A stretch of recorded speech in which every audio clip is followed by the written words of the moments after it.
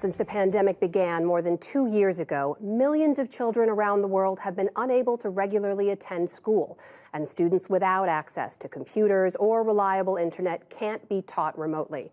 The problems are especially acute in poor and less developed countries. Our special correspondents report now on the hurdles students face in 3 different countries: Venezuela, Uganda, and India. And we begin in Mumbai.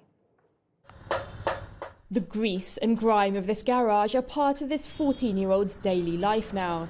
He's been working here for 8 months, earning $2 to $3 a day for a few hours of labour. Because of his age, this work is illegal, and he's asked us to hide his identity. The pandemic forced schools to shut in Mumbai, many for almost 2 years. And this Mumbai teenager has no access to a smartphone or laptop. So his mother says attending his school's online classes was not an option. How would I buy a mobile phone? I'm concerned about getting food to eat. How can I think of buying a mobile phone? The COVID-19 lockdowns dried up her meagre income, collecting scrap metal to sell for recycling. As the second eldest child in a single-parent family with 5 kids, he started picking up odd jobs when the schools closed. And this teenager's income became vital to the family's survival. I can't go back to school now. I've forgotten everything. I've forgotten how to study. I come here, earn some money. That's how we make ends meet.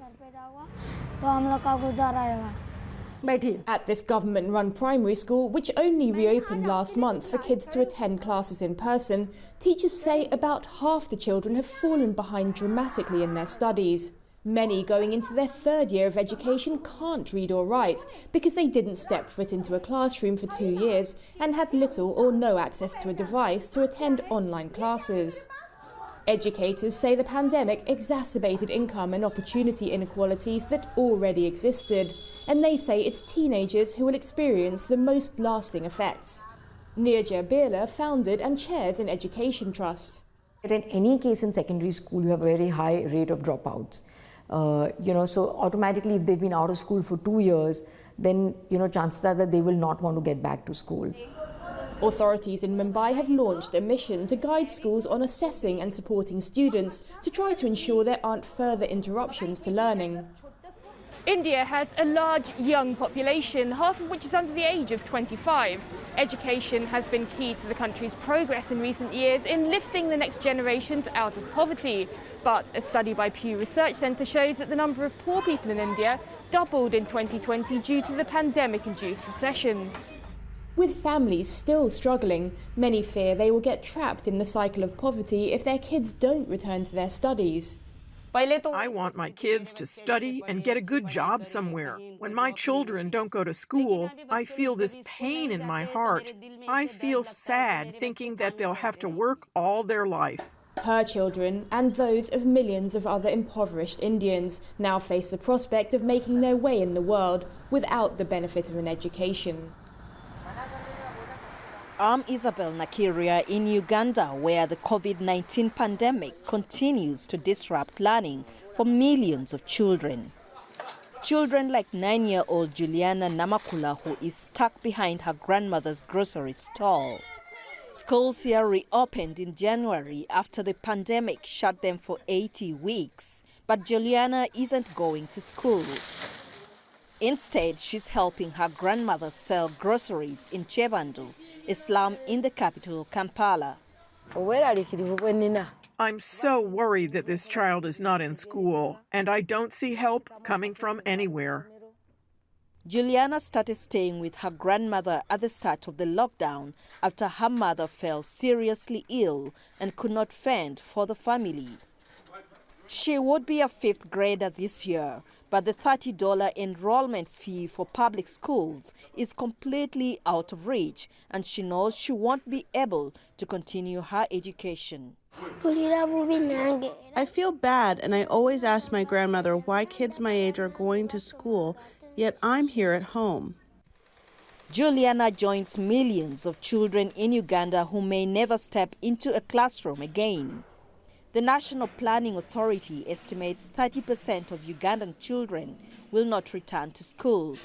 Children who are now working, who got pregnant or married since the onset of the pandemic. Everybody say letter writing. Letter writing. Again. For those who have managed to go back to public school, classrooms are overcrowded. Up to 180 children are crammed into classes meant for 40. 2 years of lost learning may never be recovered for many students in public schools. The government has promoted all students to the next grade to make up for lost time, but there's no easy answer about how they'll master the backlog of material they've missed. Educators say the high numbers of children in each classroom will likely mean lower mastery of skills at each grade level. Most of them are in classes, but they need remedial assistance. We are trying it, but the performance is not as good as it was before COVID. Refugee children have also been hit especially hard. At this camp in northern Uganda, children tried to teach themselves during the lockdown, sharing the few learning materials provided by the government.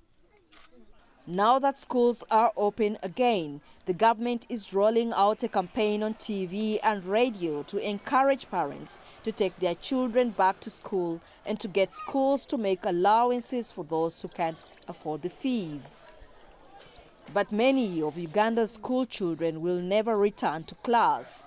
Like Juliana, they are facing a future limited by their missed educational opportunities.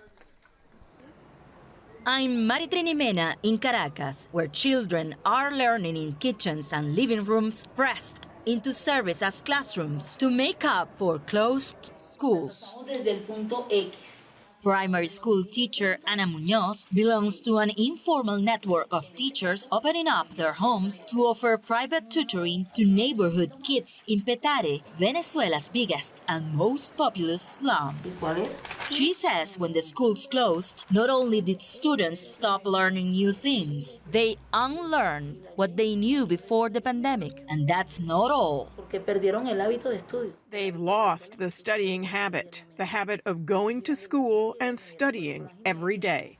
Fifth grader Victor Pelayo tried to make do with online learning during the 18 months Venezuela's schools were completely closed. But he doesn't have a computer or reliable access to a smartphone, and it was hard to learn without a teacher. I was not understanding.